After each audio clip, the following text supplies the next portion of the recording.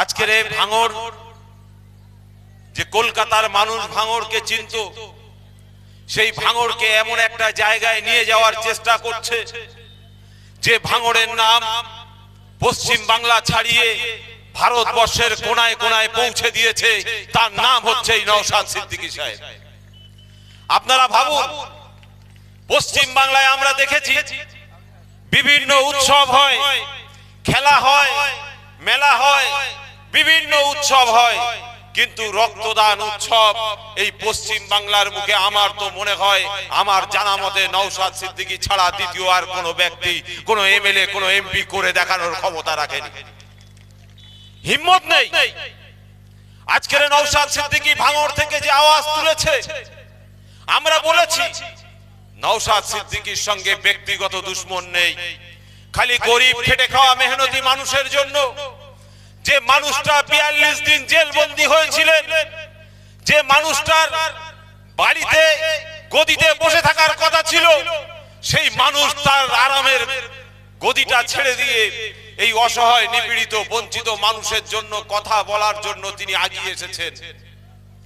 আজকের সেই ভাঙড়ের মধ্যে আমরা মিডিয়ার মাধ্যমে দেখি আর অবাক হই যে ভাঙড় এরকম একটা বিধায়ক পেয়েছে, সেই বিধায়ককে তারা সাথ দিতে পারছে না। আমরা লক্ষ্য করে দেখেছি যে এই কলকাতা বিধানসভাতে, পশ্চিম বাংলার বিধানসভাতে আমাদের নওশাদ সিদ্দিকী যেমন ভাঙড়বাসীর কথা বলেন, তেমন পুরুলিয়ার কথা বলেন, তেমন কুচবিহারের মানুষের কথা বলেন, দক্ষিণ ২৪ পরগনার বিভিন্ন মানুষের কথা বলেন, এমনকি চা শ্রমিকদের কথাও আগামী দিন বলবেন বলে তিনি রেডি হয়ে আছেন।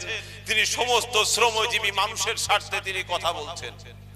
আজকের ১০০ দিনের কাজের টাকা নেই, এই কাজের টাকা শ্রমিক ভাইরা পাচ্ছে না, তার জন্য বিভিন্ন জায়গায় আমরা দেখেছি আন্দোলন করছে। কিন্তু কারা আন্দোলন করছে? যারা ১০০ দিনের কাজের টাকাটা লুটে পুটে খেলো, ১০০ দিনের কাজের নামে মিথ্যা ভণ্ডামি করলো, তারাই আজকের রাজপথে অবরোধ করছে, তারাই রোড জাম করছে। আজকের ভাবুন, এই ১০০ দিনের কাজের টাকা নিয়ে যদি সর্বপ্রথম আন্দোলন করতে হয়, তাহলে সেটা আপনারই ভাঙড়ের বিধায়ক নওশাদ সিদ্দিকী ছাড়া দ্বিতীয় আর কেউ করতে পারেনি।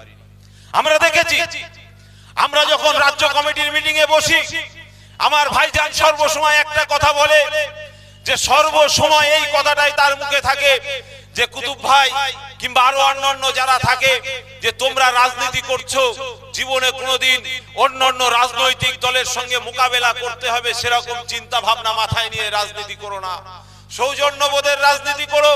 প্রতিটা রাজনৈতিক ব্যক্তিত্বদের যদি তোমাদের মনের মাথায় তৃণমূলের যদি কোনো বড় ধরনের নেতা থাকে, তাকেও ডেকে নিয়ে চা খাওয়াও, এই সব ধরনের সৌজন্যবোধের রাজনীতি শিক্ষা দেয়। আর আজকে এখানে রক্তদান শিবির অনুষ্ঠানে আসার পথে যা দেখলাম, যে আমার তো মনে হচ্ছে যে এরা কারা? এরা ভাঙড়ের নামকে উজ্জ্বল করতে চায়, এরা ভাঙড়ের নামকে আগামী দিন যাতে কিভাবে ডোবে সে ব্যবস্থা এরা করতে চায়। আজকের এখানে বিধায়ক সাহেব, এই ভাঙড় বিধানসভার বিধায়ক, তিনি একটা রক্তদান শিবির করছেন, একটা উৎসব। আমার তো মনে হয় আমার ভাইজান এত বড় পাথর নয়। তারা যদি বলতো যে ভাইজান এই প্রোগ্রামটা আপনার যতগুলো প্রোগ্রাম আছে সবার শেষের দিনে করেন, তাহলে আমার ভাইজান সবার শেষের দিনে করতো, কারুর কোনো সমস্যা হতো না, এটা আমরা ভালো করে জানি। কিন্তু তারপরেও আমরা লক্ষ্য করে দেখছি, করুন, তবে যারা এই ধরনের কাজগুলো করছেন আপনারা ভাবুন যে ভাঙড়ের নামটা আরো উজ্জ্বল করবেন না ভাঙড়ের নামটা আরো ডুবিয়ে দেবেন, এটা আপনারা চিন্তা করুন। অনেকে ভাবছেন যে এই ভাঙড়ে বিভিন্ন বড় ধরনের নেতারা আছে, বিভিন্ন পুলিশ প্রশাসন থেকে শুরু করে তারা আমাদের পকেটের মধ্যে আছে।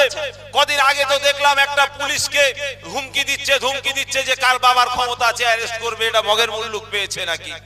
আইনটাকে, দেশের সংবিধানটাকে নিজের পকেটে পুরে রাখতে চাইছে।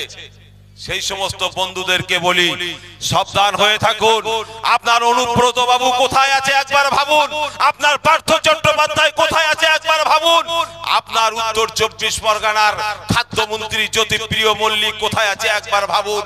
তাদেরকে যেমন আপনার দলের লোকেরা চিনতে পারছে না, আপনাকেও কিন্তু আগামী দিন আপনার দলের নেতা মন্ত্রীরা চিনতে পারবে না, আপনার ফোন নাম্বারটাও তারা ভুলে যাবে।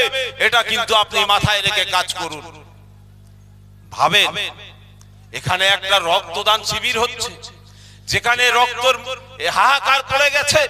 এ রাজ্যের এতগুলো বিধায়ক আছে, একটা বিধায়ক সে রক্তের যোগান দেওয়ার চেষ্টা করছে, আর এতগুলো বিধায়ক আছে তারাও যদি প্রতিটা বিধানসভায় এই ধরনের রক্ত অর্পণ শিবির প্রতিটা মাসে একটা করে করতে পারে, তাহলে পশ্চিম বাংলায় রক্তের আর আকাল হবে বলে মনে হয়।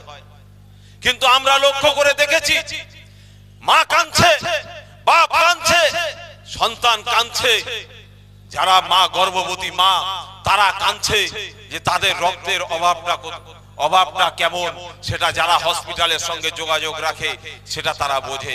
তারা তো বুঝবে না, এসি গাড়ি করে যারা ঘোরে, যারা পুলিশ প্রশাসন নিয়ে ঘোরে, যারা বিভিন্ন রকম জায়গা মানে বিভিন্ন রকম বাড়ি গাড়িতে তারা ব্যবহার করে, অতএব তারা এই দুঃখ দুর্দশার কথা কিভাবে ভাববে।